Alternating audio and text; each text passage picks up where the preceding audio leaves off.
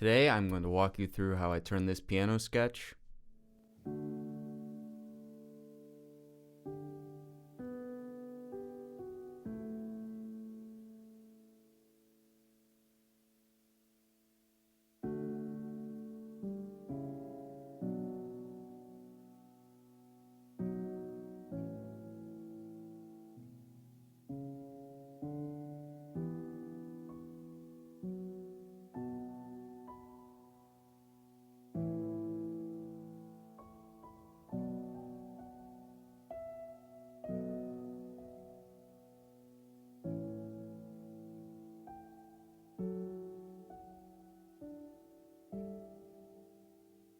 into this fully orchestrated piece of music.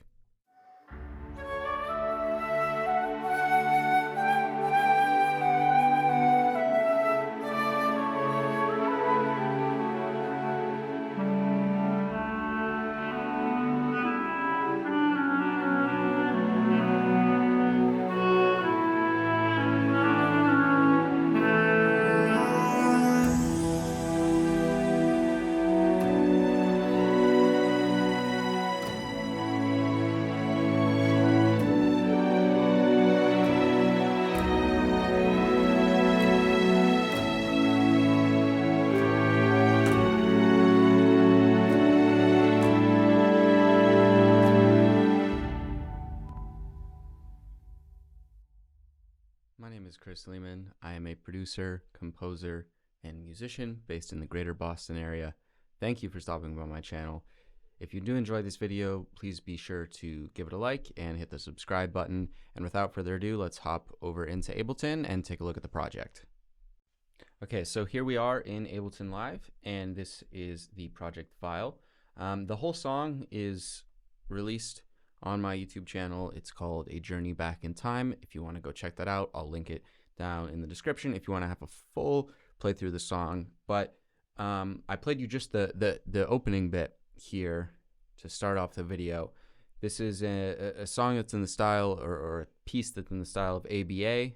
There's sort of a middle section, and the first and end sections really repeat themselves. As I showed you initially, this piece started with a piano sketch. We are based in the key of D major, and I was just writing some chords inspired by sort of Baroque style music, using mostly triads, a few suspensions, and just trying to get some interesting moving harmony, and then writing in a melody on top of it. So yeah, the piece started with the Spitfire felt piano, which is one of my favorite pianos, and for the price point, I think it's really worth the money. If you're looking to upgrade from a free piano to something which costs a little bit of money, some of the Spitfire Originals pianos are great in the $30-ish range, as your sort of entry-level point for higher quality piano samples. And I just love the sound of a felt piano. I think it's really emotional on its own and super inspiring on its own, and you don't have to play in something that's super crazy in order to get something which is really inspiring. And so when you've got a sample like that where you can sort of play it right off the box without a ton of processing and it sounds great, I think it's really worth your money. But yeah, the piece started with this felt piano, which you can see I've got labeled, and then from there it was just a matter of orchestrating this opening bit and seeing where the piece was going to take me. Now normally writing out a piano sketch of the entire piece beforehand is generally recommended, and it is something I would recommend. I just am not always the most patient, so if I get something I like, I want to get started on the orchestration, and I wasn't sure where I wanted to go with the B section of this piece yet. So I had this, and then from there, the next thing I did was to hop on over to some strings, and I knew I wanted to start soft. This had a very soft feeling to it. And so I wanted to leave myself room to grow into a piece which ended. I knew I wanted to end with lots of legato patches, lots of long sustained patches, to finish on a really emotional sustained chord kind of vibe where the harmony is really the main thing that's carrying the piece. So in order to start and to give myself some room to grow, I started with just flautando patches. So the first thing I did was I took the bass notes and the sort of middle harmony notes from my piano sketch and played them in on the cello, and the cello flautando from the BBC SO sound like this.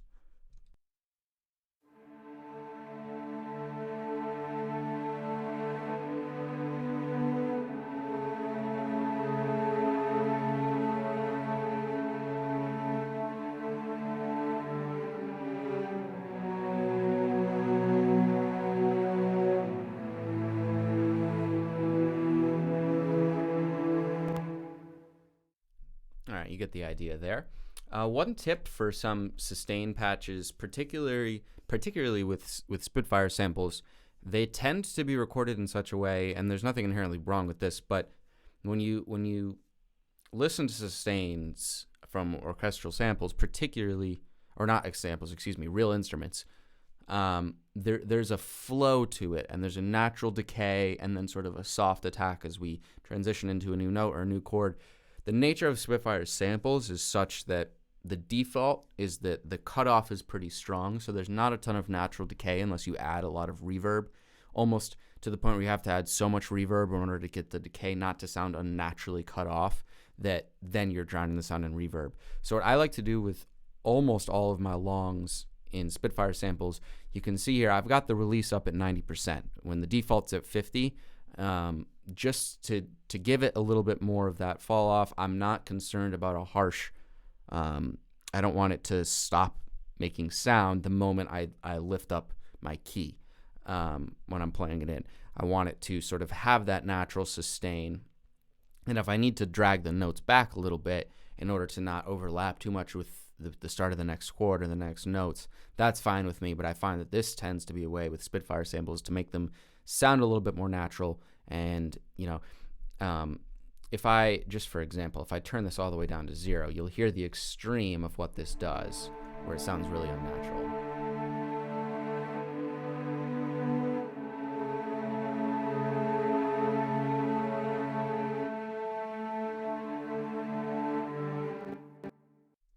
Now I've got these programmed in. I've forced legatoed them all to basically line up right with the start of the next note. So that didn't sound terrible, but hopefully you got the idea that it cuts off there a little bit too extreme, and it's not exactly what we want.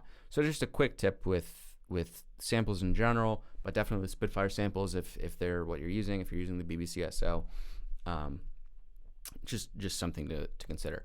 So I started off with the cello, and then I just, you know, simple. I took the violas and played in the line that would come on top in my chord progression. And so now with just, you know, cello and violas, I've got this piece already starting.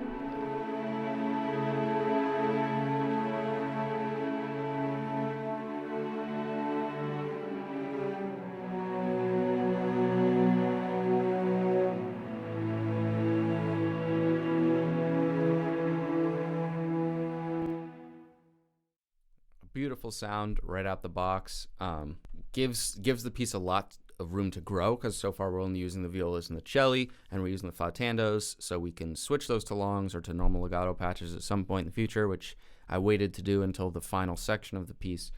But it's a beautiful sound, it's a beautiful intro, and then after that was just filling out the rest. So there's another high line that comes in about halfway through the piece that I gave to the second doing flatando, and then the melody I had come in on the strings in the second half of the intro section, so the final 4 bars, and that I do have the first playing the legato patch. And then the one thing I forgot here was just that I do have the basses playing colegno to give it some sort of rhythm to help move along the piece. I like the sound of colegno, particularly in the beginning of a piece. It's a great way of introducing something sort of percussive, rhythmic, that has tone to it, so that you just can give something sitting underneath your chords to give it a little bit of rhythm. So those sound on their own. Just if you're not familiar with a colegno, sort of something like.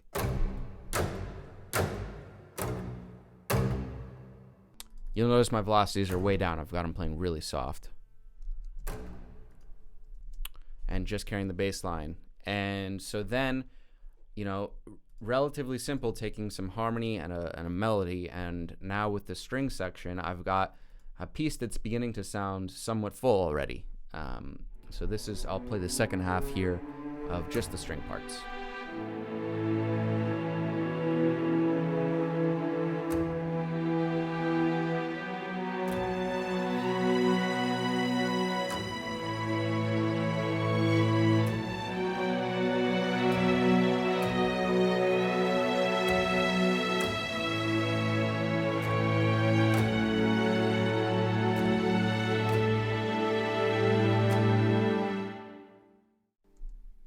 So yeah, that's the strings. Just a little bit of basic sort of EQ, a tiny bit of compression going on the bus, not a whole ton, and then I've got 2 reverbs going, which all the instruments are being sent to, just in slightly different amounts.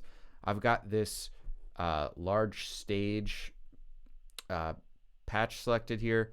It's a Halls patch from Verb Suite Classics from Liquid Sonics, and this is just sort of a hall reverb, and then on top of it I've got a convolution reverb, which is this Chambers and Large Room Venus Swarm 1 from the Ableton convolution reverb pack. So I'm combining convolution reverb with a hall reverb, which is a remarkably common technique.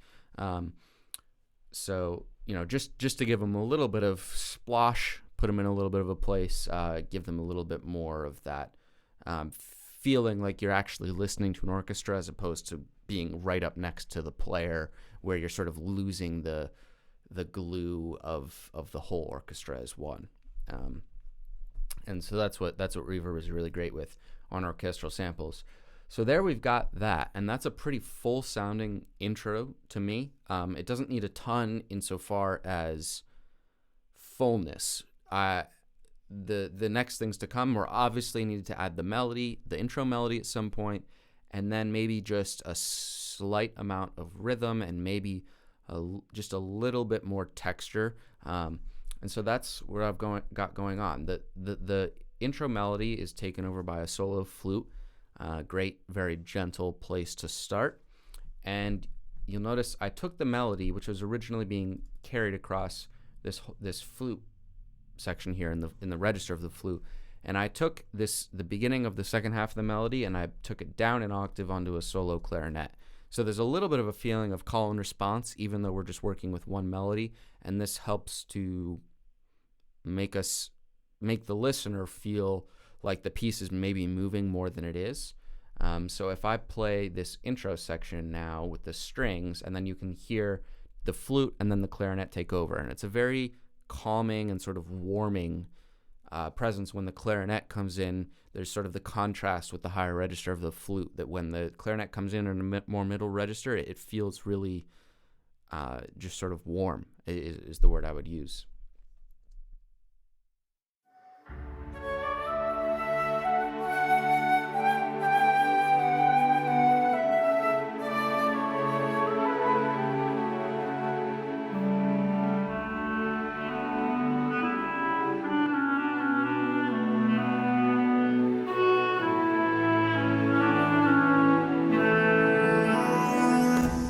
And then you'll notice at the end there, I have them playing in unison, just octaves apart, just to sort of glue the melody together and transition us into the next part, which is just a follow-up 4-bar section, which is a little bit bigger, growing on the first part, but still not as big as where I want to get at the end of the piece.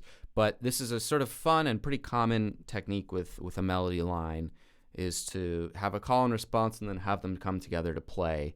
And they don't necessarily have to be playing the same notes octaves apart. You could give a little bit of harmony, but for this piece, I was content with them just doing octaves and playing the melody an octave apart from each other. So that's all that's going on with the winds. They're just playing the melody in that intro piece.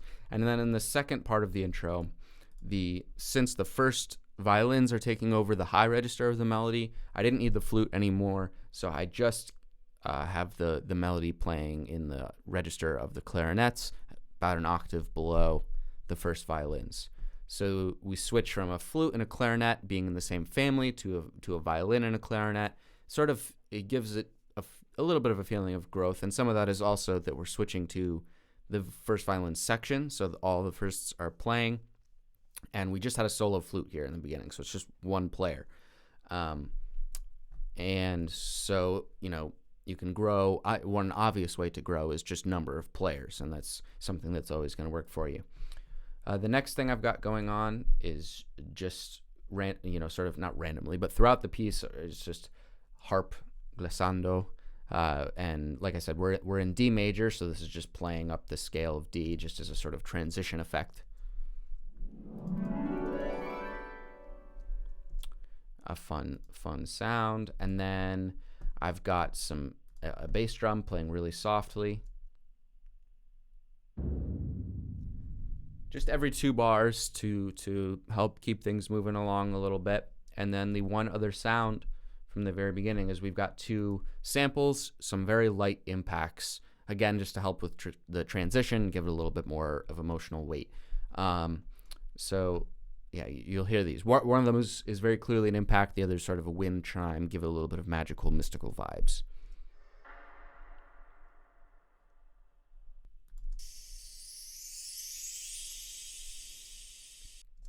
So there we've covered it. That's everything that went into this first section of the piece. It's just a matter of really taking the time to work on making sure that the dynamics of your different pieces of the orchestra work together, and that you don't have your violas playing at, fortissimo and your cello playing in piano, because unless that's a specific sound you're going for, if you want the string section, for example, to sound like one unit, you don't necessarily want to copy and paste the mod wheel data, the MIDI data from your mod wheel and from your expression onto each piece, because then it'll sound a little bit too robotic. But making sure you go in and mess around with them to make sure that they're hovering around the same regions and that they aren't necessarily too drastic of changes is really going to go a long way in making it sound like one cohesive unit. And so it can be really intimidating to think I need this crazy orchestration, I need crazy melodies and crazy harmony in order to get my orchestra to sound good, to sound full, when in reality it's sort of more boring and time consuming than that. It's really just taking the time to go through your MIDI and make sure that your MIDI CC data is good.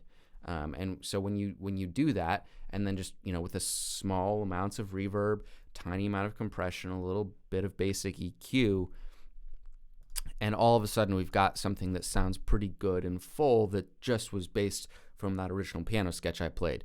So now I'm going to play this intro A section, and then I'm going to play the B section following it, or I think I'm just going to play a transition from A into B, and then we're going to listen to the B section and then break down what's going on there, and then very quickly go over the final section because it's really just a repeat of the beginning. But here's the B section.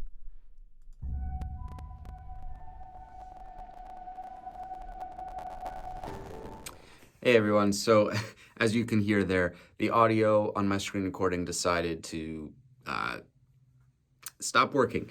So the rest of the video is basically ruined. I'm gonna have to re-record that B section in the tutorial of how I made that, so I think I'll just do that for next week and post this as sort of a part 1, part 2. So yeah, I think I'm gonna call the video there. Again, if you enjoyed it, if you learned anything, please do hit the like button, give subscribe to the channel, all that good stuff. And sorry for that. I've been having some issues with my Apollo where it's just been starting to like crackle a lot, and I don't know exactly why, or if I'm overworking it or what, but yeah, it's causing me some problems. So the video is going to have to end there sort of abruptly, and I'm going to do a part 2 for next Friday. So until then, I'll catch you all later.